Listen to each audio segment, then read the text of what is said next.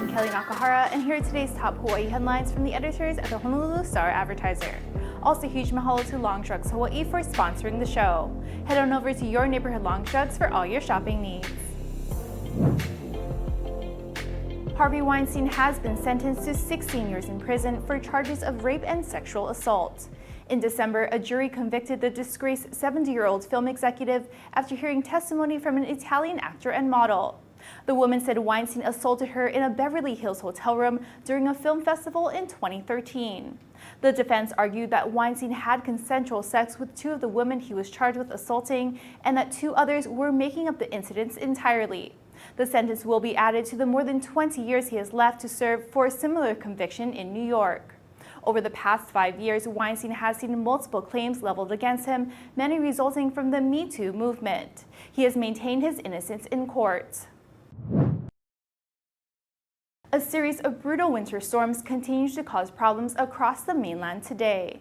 Large areas of Portland were shut down after the city experienced 11 inches of snowfall, its second snowiest day in history. Snow also halted travel from parts of the Pacific coast all the way to the northern plains. Some motorists spent the night in their vehicles or abandoned them as crews struggled to clear roads. The storm knocked out power for more than 681,000 customers in Michigan as of this morning. It was the same story for over 84,000 people in Illinois, more than 58,000 in Wisconsin, about 42,000 in California, and some 32,000 in New York State. The poor weather contributed to nearly 1,800 U.S. flight cancellations on Wednesday and another 759 this morning. More than 6,000 flights were delayed across the country.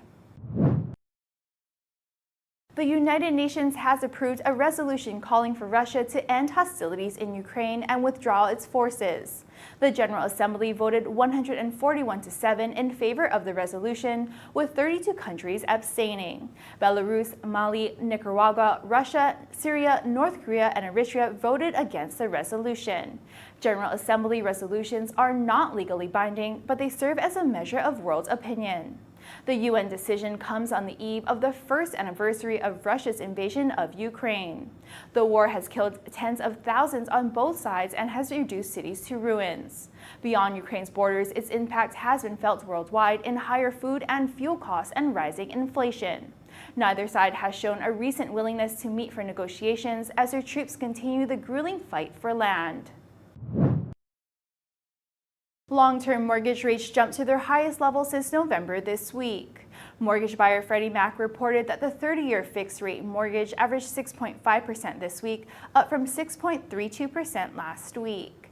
The average rate was 3.89% at the same time in 2022. The rate for a 15-year mortgage climbed to 5.76% from 5.51% last week.